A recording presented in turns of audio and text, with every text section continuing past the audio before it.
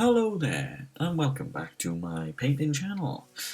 And today we are going to be making some cool looking bases out of a lollipop stick, something nice and quick and easy.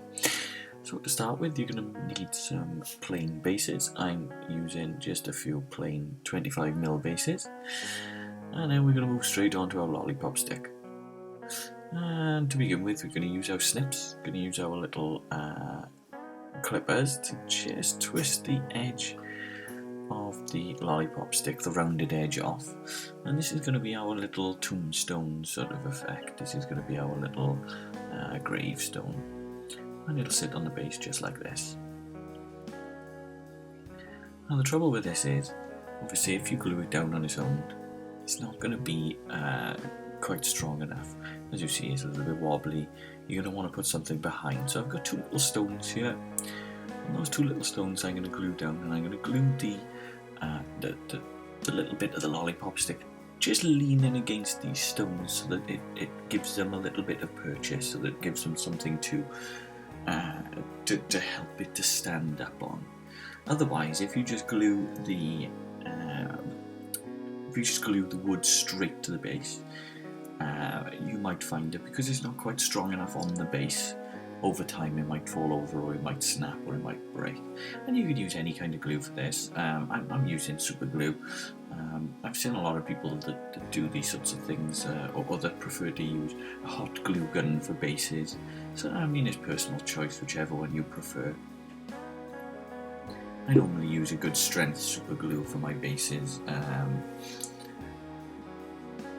I tend to find that super glue will stick pretty much anything together. And there it is. Once it's dry and it's been primed, that's kind of how it'll look. Nice and straightforward. Two small rocks and a little bit of wood. The fun part now is creating the character on this little base. So we're going to start painting, and we're going to start with a Vallejo earth. Now you can use any sort of brown that you like, if you've got a personal favourite brown or anything like that. I like the earth Vallejo purely based on the fact that this is a nice, it's a kind of middle of the road kind of brown. It's not too dark, it's not too light. Tones down a little bit, but then it's great for dry brushing later as well. So on the other side, on the main flat part of the base, we're going to use a Citadel style and mud. And again, when it comes to different basing textures and things like that, again, it's personal choice. Style and mud I'm using purely because it's a dark brown, gritty base tone. So against the little gravestone that we've made, the little wooden plank that we've made, this is going to have a really good contrast between the sort of lighter and the very dark then. You're just going to cover the base. I tend to stipple this on, so just dab this in place, because then it gives you a little bit more of a realistic random effect, rather than seeing like brush strokes, or seeing where you've kind of like plastered it onto the base. And once that's dry, I'm just going to wash him down with a black wash. I'm using a Citadel Null Oil for this. And just covering the whole base, covering the rocks as well. Now, because I've primed the rocks in grey, there's no need really for me to go back through and paint the rocks at the moment. I'll just dry brush those later, and they'll look quite cool anyway. Just make sure to cover the whole base in the same wash, tie it all together, and then we'll do a little bit of dry brushing in a second. There we go. So once it's dry, you're going to want to go back and dry brush a sort of slight similar colour, or you could dry brush back the same colour. Now, because I've used the earth tone for the wood, I'm going to dry brush a beige brown, which is a slightly lighter brown to the earth, and I'm just going to dry brush the earth on here as well. So I'm dry brushing the whole base, including the wood, so that again it ties these two colours a little bit more together.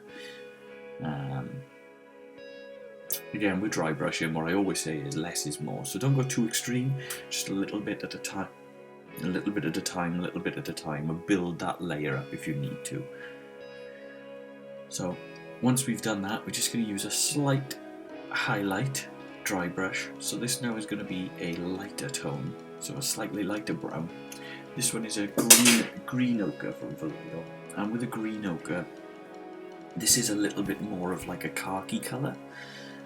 So this is just a lighter sort of browny khaki. So this is going to allow it to stand off, and we're just going to cover mostly from the top down.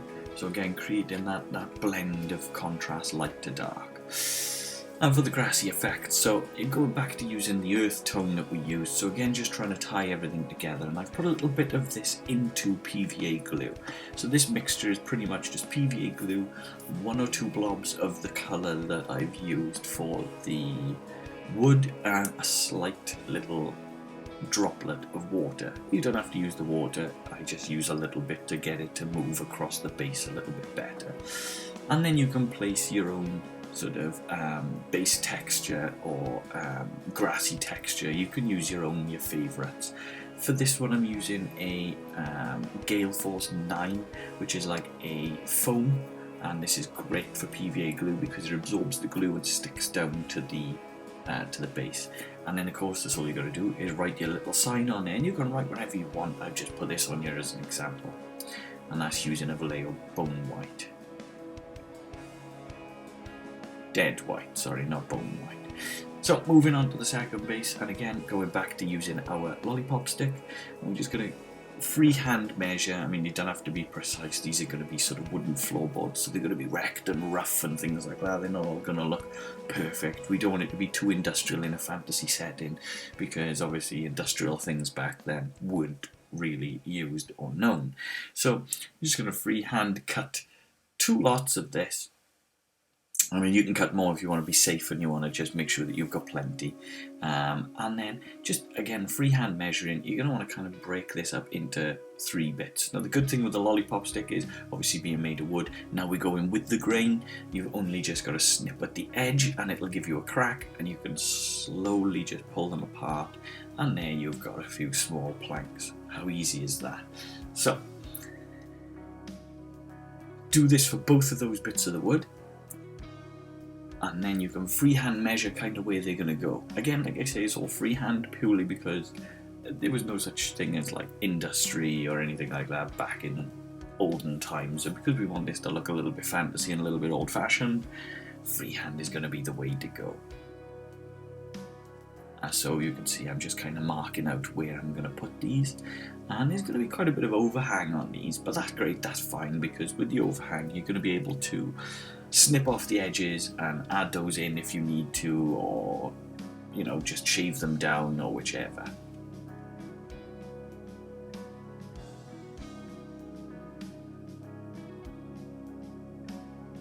There we go, just giving myself an idea as to where they're going to go before I put the glue onto the base.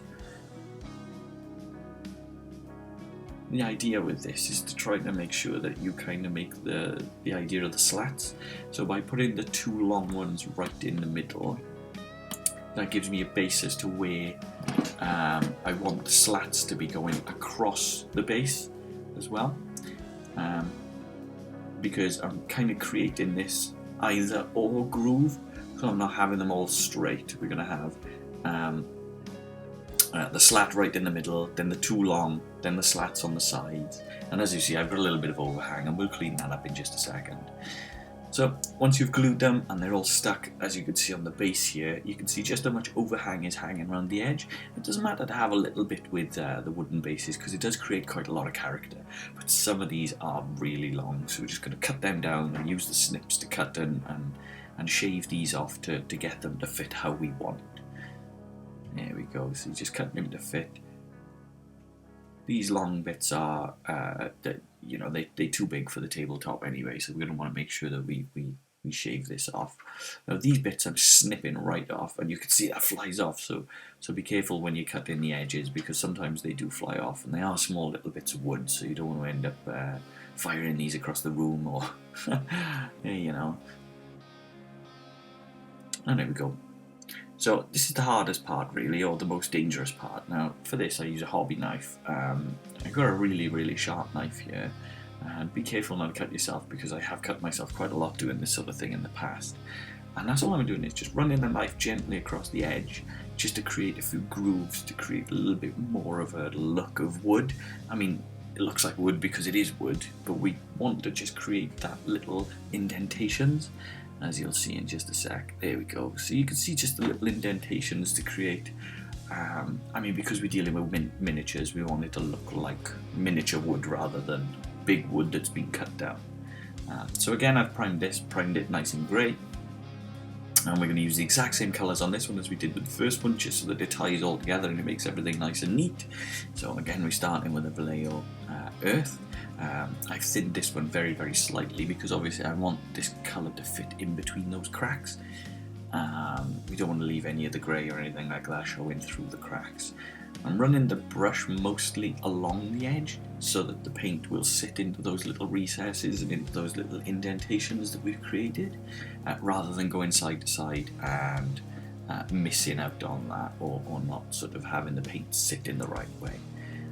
Don't forget to try to hit as much on the side edges as you possibly can and fill the paint into those gaps as well. And once you've got your first coat dry, just want to apply your Null Oil wash again. Good thing with the wash here is this is going to fall now into those recessed areas and pool in between those wooden slats, which is going to give us that really cool contrast depth like this. Again, using the same colours, so like I did earlier, I used that beige brown as a slightly lighter tone to dry brush. And build this up again, so less is more, so build it up in stages and in layers if you need to, just to get to the lightness that you want and into the contrast that you really want. So that's sort of our mid-tone dry brush on this one. Then we're going to move on to a highlight dry brush of the green ochre, or like a sort of khaki-ish colour. Now for this one, best way to do this I found is to really hit the edges and then very lightly drag into the middle. And again, that's giving you a lighter edge to a sort of darker mid-tone. So again, it's giving you that sort of blended contrast of light to dark. It'll give your base a little bit more character. I mean, you could leave it there, you could finish on that, and that's a cool looking base. But of course, you want to have a little bit more character, and we're just going to use that glue and earth combo. That little bit of a mixture. Again, that one drop of water will help to get the glue into the cracks. And then you go back to your favourite basing material, which mine at the moment is the Gale Force 9, and just run a few of these little bits into the cracks, press them down, really make sure that they stick into the glue and that they absorb a little bit of that glue so that it sticks together. Don't forget to blow away or lightly rub off the excess so that you don't have that just sat across the base. And the final stage on both bases is to just run a layer of colour of your choice around the base, however you normally base. I find black tends to finish bases off very, very nicely. It has a sort of, I don't know, kind of like a professional finish. Once you've got a black colour going around the base, it almost says, I'm done, I'm complete. And there you go. Here's the first one. You can really see where those grooves that we cut into the wood are standing out and creating a lot of character. It's nice to have a little bit of grass and a little bit of tone coming through those slats. And of course on the second one with our little gravestone, we've left that little middle path almost as if the ground has been dug up there. So the ground in the middle has been disturbed and we've left the grass around the sides untouched. So it's almost like a freshly dug grave, which is quite cool and full of character as well. As always, my friends, thank you very, very much for tuning in and for watching. Have fun and enjoy your painting.